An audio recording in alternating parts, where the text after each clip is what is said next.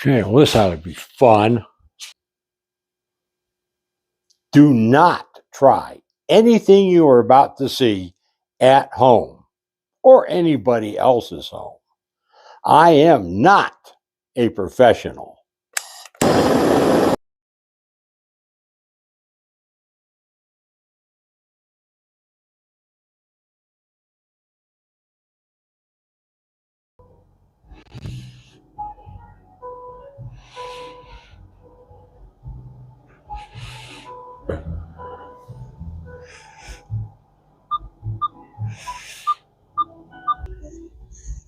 Hi, how we doing?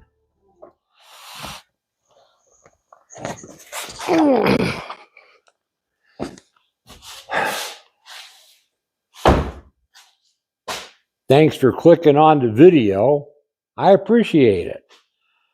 At the beginning, let me say that the new host, Andy Madeit, well, he couldn't make it. So I'm going to have to host today. Hopefully, Andy Madeit will be able to make it to host a video coming up shortly. So, you should know what this video is not going to be. It's not going to be your typical comparison test. Say the Altima versus the Cambot, take that down. Geez, you just can't get good help nowadays. Geez, you just can't get good AI help nowadays. So, neither will this video be a bash the competition. I give up. I just give up. Maybe we should just switch to in studio, or maybe I'll have a little more control. I had some criteria, and let's go over those criteria. It had to be a car. Well, yeah, duh. But more specifically, a sedan with 4 doors. That's a proper sedan. It had to have a trunk. So not a hatchback, not a coupe or coupe with only 2 doors. It had to be a sedan. It had to have all-wheel drive. Kind of a necessity up here in the snow. I got my Sonic stuck twice. So much for front-wheel drive being better in the snow than rear-wheel drive. And the all-wheel drive in Equinox worked just fine in the snow. So you start looking at a list of sedans that have all-wheel drive, and you turn around and say, well, I'm really not interested in getting an Audi or a Genesis or a Kia. And I've never really been a big fan of Subaru. So they limited the choices. The Altima,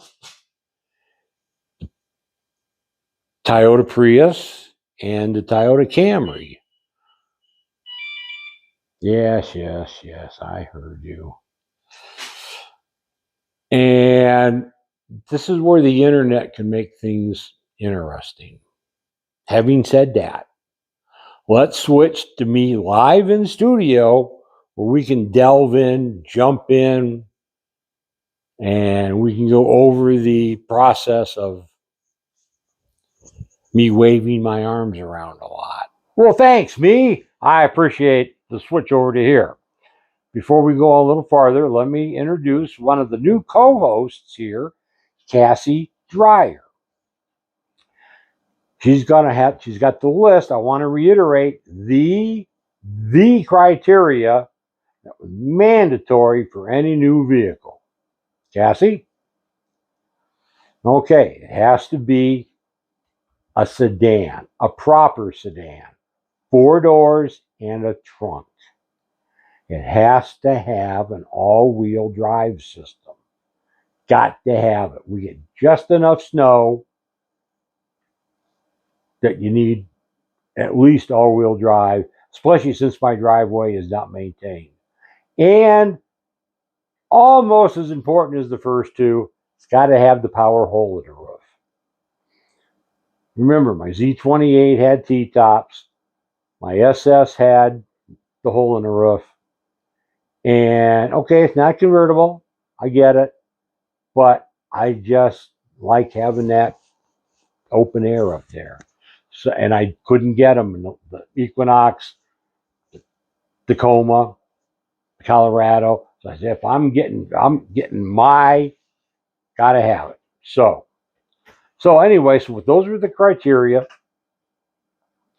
And I got to throw out some other brands that I can either, I thought were too expensive or I'm just not a fan of them. So basically what that left me with was 2 brands, 3 cars. That would have been the Toyota Prius or the Toyota Camry or the Nissan Altima. All 3 of those come with all-wheel drive, can come with all-wheel drive. And this is where the internet can actually be beneficial and save somebody time.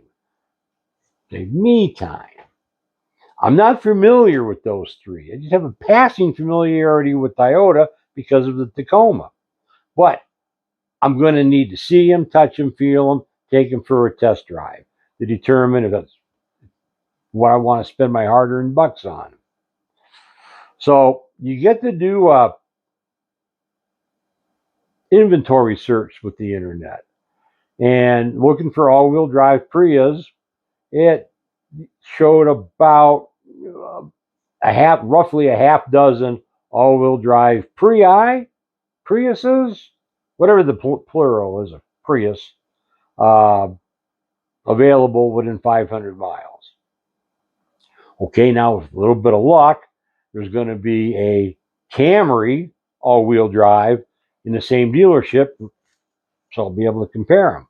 Well, stranger than true, Toyota are either too popular or they're still having a problem with their distribution and dealer allocation issues. Because within 500 miles, there were no all-wheel drive Camrys on a lot. They were all in transit or in build phase. Contact dealer for further information. Well, I don't want to do that. And I noticed something else at the Toyota dealer. They had the special internet pricing. Well, it was MSRP plus all the regular, tax, title, license crap. One dealership had a big banner across the top that said, "We do not charge market adjustment." Well, gee, if they're advertising that, you got to wonder if the other dealers are. So I move on to the Nissan. And interestingly enough, I ran across Larry H. Miller Nissan in Mesa, and they had 10 all-wheel drive Altimas sitting on their lot. 2 were the SR trim, the more sporty trim, and they were 2024 models. The other 8, interestingly enough, were 2023 models, but they were the SL. They were the top of the line. And they also come with the hole in the roof then. Whoa, I like that already.